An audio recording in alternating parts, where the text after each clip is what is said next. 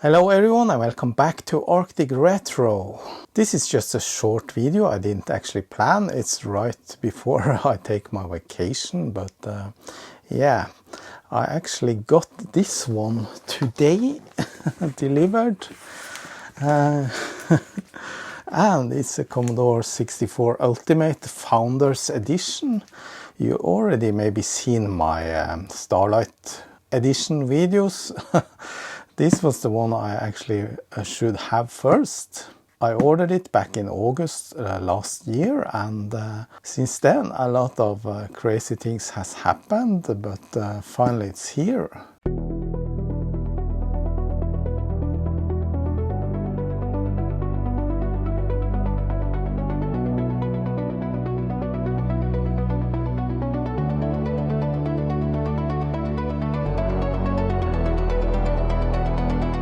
First of all, it took its time for even getting shipped, and then when they finally shipped it when was it? Middle of March or April, I don't remember now. They shipped it and it kept getting returned, and it was returned 3 times in a row by the shipping company DPD. I mentioned them before. I thought it was the Deutsche Post, but it apparently isn't. It's a French company, and I googled a little bit, and there seems to be a lot of unhappy customers of that company, including me. But Commodore, they kept sending it with the same company, and it got to Germany, some kind of warehouse there, and then after a week it was returned. And the second time it was returned, they actually promised me that they would ship it from the UK, but again, for the third time, they shipped it with DPD and it was returned again. So I was really pissed off by them, and I wrote a couple of angry messages to support. Finally, they promised again they would ship it from the UK, and they did. A few days later, I saw the tracking and it was on its way to Oslo, and then it came here today with UPS instead of DPD. Anyway, enough about that. I don't know whose fault that actually was. I think maybe it was DPD, but might also be Commodore didn't provide the right shipping information. Maybe, I don't know. I heard a lot of other customers in non-EU countries had the same problem. Norway and Switzerland, and yeah. It took almost a year, and it was being shipped back and forth for almost 3 months now. And that's why I bought the Starlight, because I wanted a machine, and the Starlight was sent via the Netherlands, and it came within 1 week, I think, after being shipped. No issues with that. But this is the machine, and I want to make an unboxing video about that. Sorry about that if you're already fed up with Commodore 64 Ultimate videos. I'm still as excited as I was. I think this is an excellent product. However, the new flip phone, well, I'm not gonna buy it. But I think maybe it could be a hit for Commodore to actually make some money. I don't know. But are you gonna buy the flip phone? What's it called? I already forgot the name. I mean, a phone without the internet browser. What should I use it for? I never do phone calls anymore with the phone. Let's open this up and take a look inside. I'm really excited about this now. The Founders Edition. I'm in the middle of something else, another project. This is a VIC-20 motherboard that I'm working on now. Maybe it's gonna be a video after my vacation, I'm not sure. Here it is. The box looks nice, no damages or anything. It's a little bit heavier than the Starlight Edition because it has more stuff, I guess. Just want to tell you one thing before I start. I actually got this for free from Commodore, and the reason for that is that I appeared in one of their commercials, one of the ads videos they made last year, and I was featured there, my picture where I'm sitting with a Commodore 64 from back in the 80s. And I personally got it from Perifractic, and I'm happy about that. I was allowed to say that in the video too, so now you know that. But besides that, I'm not tied to anything. I can say what I want. So now I have two machines. I actually tried to sell the Starlight Edition here in Norway locally, or on the Norwegian market, but so far no one was interested, even though I don't want any more money for it than what I paid, because the Starlight I actually bought myself. Yes, Commodore Ultimate. Let me see if I can open this without doing anything wrong here. Yeah. Oh, it's quite heavy. Yeah, there's the box. Looks nice. No scratches, no wrinkles, no nothing. Well, it's a little bit pressed in over there, but yeah. And the box is actually the same on all three editions, I think. I don't see any difference. There's nothing here that says it's the Founders Edition. There's only on this side you have these three option boxes, and this is crossed out. So I'm really excited about how it's actually gonna look, because there's been a little bit of bullying of this edition, because some people have said it looked like piss color. But I guess that's on the photos. I guess in real life it will look nice, hopefully.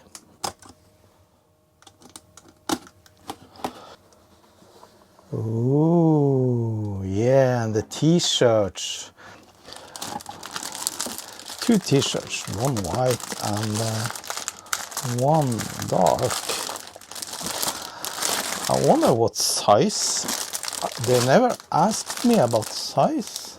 I don't remember being asked about the size, but they look kind of large enough. Some part of me just want to keep the whole box unopened, just for for saving it for a collector's item or something. But yeah, it's LG. I guess that's large, but that definitely looks like a XL here. This is maybe too big for me. But that's cool. Yeah, the other one, Commodore I rebooted. Then we have this one, a Commodore flag and a cheap plastic pole. Just leave it there. And now the main attraction. There's this cardboard here, same as the Starlight, and here we got it with the gold keycaps. Yeah, let's take a look at the accessories first. It's like Christmas Day, and it's the 1st of July. I just want to be careful here. Here I want to preserve everything in perfect shape. Maybe when I'm 80 years old, I still have this in good shape, and I can sell it for a crazy amount of money. This is my pension. Yeah, it's the regular stuff. You have the cables and the cassette. I don't have any use for that. I'm just gonna fill the machine up with a memory card full of games anyway. And there's the power supply. And that's probably the same as the Starlight, that's transparent or translucent. Yes, of course, we need that. What do we have else here? Yeah, the stickers. They're kind of cool. I'm just gonna keep them. I'm not a guy going around and putting SID 6581 stickers around my house. But this one, this is special for the Founders Edition. This is kind of cool. Yes, nice box. Oh, it's a gold necklace. Is it real gold? Is there any gold on it? I have no idea. It looks like a gold, but then I'm not an expert on on noble metals. Yeah, it's wrapped in plastic. That looks amazing. Yeah, I'm gonna wear it. Let me see how it looks on me. I usually don't wear jewelry anyway, but this is kind of cool. Now I feel like a bad boy from the 80s. Oh, I should have opened it up, but yeah. Cool, huh? Maybe I'll wear this at work. What do you think? You like it, or is it just cringy? Tell me in the comments. Yeah, we're almost at the main attraction, but there's one more thing here. Yes, look at that. It's a certificate. And it says here, this certifies that me is the owner of 64 commemorative shares in Commodore International Corporation. Transferable only on the discs of the corporation by the herein, the person, or by duly appointed attorney, blah blah blah. Yeah. Seal of the corporation. The 31st day of July 2025. And the signature, I'm not sure whose signature that is. Is it Perry himself or someone else? It's 64 US dollars. Number 007. Was that the same on all, or was it was it different for everyone? I don't know. Yeah, it's kind of cool. It's a gimmick. It's not really worth anything, but it's cool. Maybe I put it in a frame or something. I'm not sure. For now, I just leave it in the box, and then we can take a look at the actual machine. Yeah, it's golden, all right. And of course, we have the manual. Yeah, it's a feast for the fanboys, I admit it. But to be honest, I think this is a really good product. I know that the ultimate, like the Gideon's motherboard and everything, has been around for quite some time, for some years already, but I actually never thought about buying that. But now when you get it all into one package like this, I think it's a great product. Yes, and here we got it. And it's in perfect condition. I don't see any damages or anything. Keys feel really nice to touch. They're really golden. Yeah, and the color, well,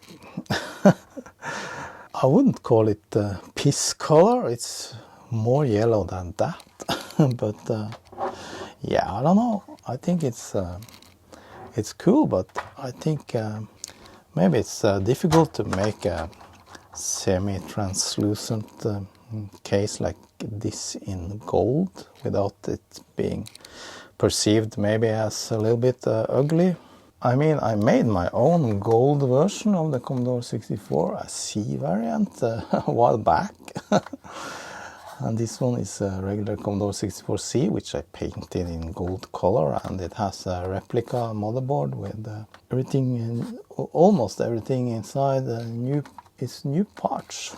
Okay, let's hook this bad boy up. Just gonna install the the power adapter. It just snaps in like that. Yeah, and if you remember from my Starlight edition, I bought a sound system just to be able to use it with the Commodore 64 Ultimate, so that's already there, ready. Yes, it should have a serial number, shouldn't it? Yeah, it's number 1642. 1642. So that's a late late model. Or is it? How many was produced? I mean, this was produced in a limited stock. How many was it? I don't remember. Was it 2000 or was it 6000? 6400 maybe? I'm not going to go through all the features and everything like that. You can take a look at my unboxing of the Starlight edition if you want to see more details, if you don't know already. But yeah, it is almost 100% compatible with the original Commodore 64. It has the cartridge port, it has the original video output and serial, and the cassette port. It has a built-in user port inside, which you can use if you want to use that, because instead of the user port here they have installed the HDMI out network and 2 USB ports. So that's different. And on the side we have the joystick ports, multifunction power and the reset and the menu button here, and the regular barrel connector for the power. So that's about it. Obviously I'm using HDMI when I connect this machine. I already tested on the Starlight using original cassette drive and a floppy disk drive and all the stuff, and it all worked perfectly fine. The Starlight has all its blinking lights also in the keyboard. This also has some blinking lights, but not the keyboard, obviously. Yeah. I just want to do a firmware upgrade right away if it's already not done by Commodore. No, it's probably they didn't do that. I'm pretty sure. There you go. The familiar Commodore 64 basic screen. Hey, what? It's only 38K available? I thought this machine had like 64 megabytes of RAM. Of course, I'm just joking. Yeah, obviously it has more RAM, but for basic you still have the limit. But you can set up using the RAM expansion if you want to. Yeah, the firmware is V314, and that's the old or the first revision actually for this machine. I have here version 1.1. They decided to change the versioning back to 1 and call the V314 for 1.0, and this is 1.1. That's kind of strange, but yeah, whatever. And we should be able to upgrade. And here we have USB, and there we have it, UE2 file, run update.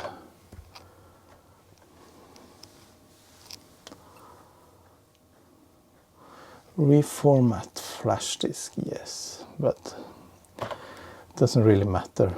The flash disk here is the internal flash of the machine, which in fact has some space where you can put files, games and stuff if you want. Now it's flashing the FPGA with a new version. Hopefully they didn't fill up this FPGA full, so there's room for more features and improvements in the future. Done. And the ESP32 is also being flashed. That's the one responsible for networking. Yeah, that's okay. And then we can reset it. Yes. Turning off. It says version 1.10. Just copying some games. I have a collection with over 2000 cartridge games, and that's most of the well-known games, and even if they didn't come on cartridge, they have been put on cartridge. And the reason why I like cartridge games is because they load instantly. You don't have to wait for disk loading or tape loading. You can obviously load games and stuff from the internet. I actually tried that before, but I couldn't get it working. Let's set up the Wi-Fi. Where is that? There's Wi-Fi. And it's enabled, but it's not connected. Select from list. That one I can use. And I got an IP address, so now we should be able to go to ComServe, but this is the one I couldn't get to work. I don't know if you have been struggling with that. No items. I always get no items. I'm not sure how to use this, but no items.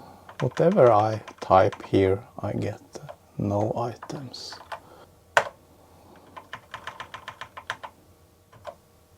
Yeah, there I got something. 64 Grand Tour Challenge. Maybe it's just me, I'm a noob. But let's try run that over the network. From the internet, ComServe. Maybe they don't have a lot of games and stuff there, I'm not really sure. Yeah, that was fast.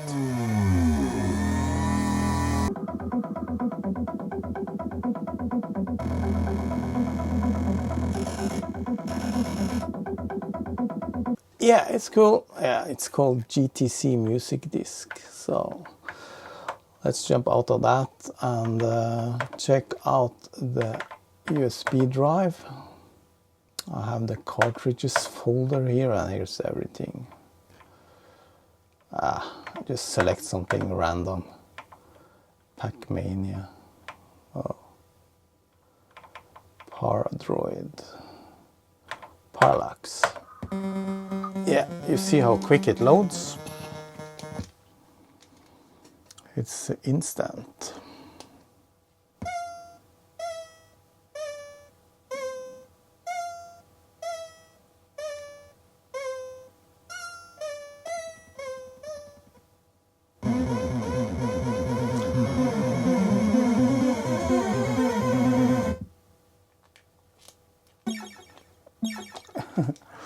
Okay, I don't remember how to play this game.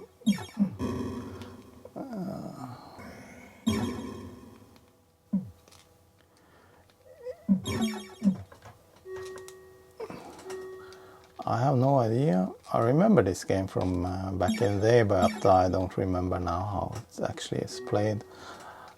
If I press the button, yeah, now I should. But it's like a 3D. You need to be at the right level to hit something. Yeah, cool. And of course, the legendary Pit Stop 2. Start a race.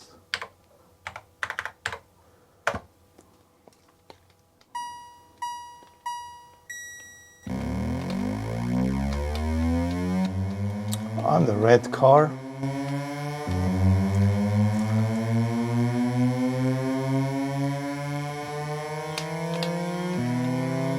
I'm a little bit slower, but I take them in the turns.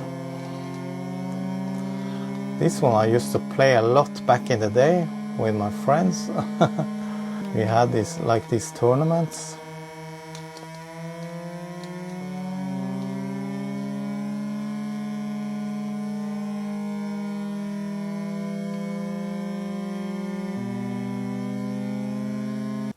Yeah, that's it. I want to try some music. I have this collection of 64,000 files of music for the C64, but still it's no more than like 400 megabytes or something. That took a very long time to copy because of so many small files. Yeah, I don't know what to select here, but there's a lot. That was kind of nifty. I selected a D81 file, which is a 1581 disk image, and it actually changed automatically to use a D81. I mean a 1581 ROM. Okay, this doesn't sound right. Yeah, I don't know, maybe some stereo tune. I haven't configured for that. Or it was supposed to be like that. Anyway, the machine blinks with the music.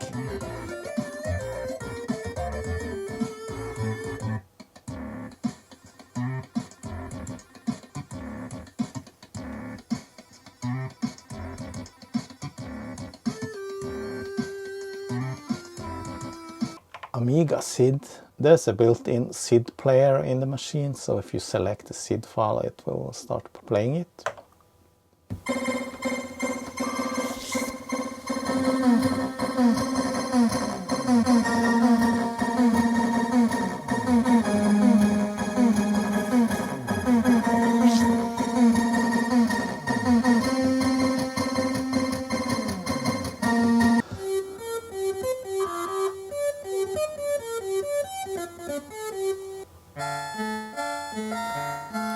Yeah, I think that was it for this video.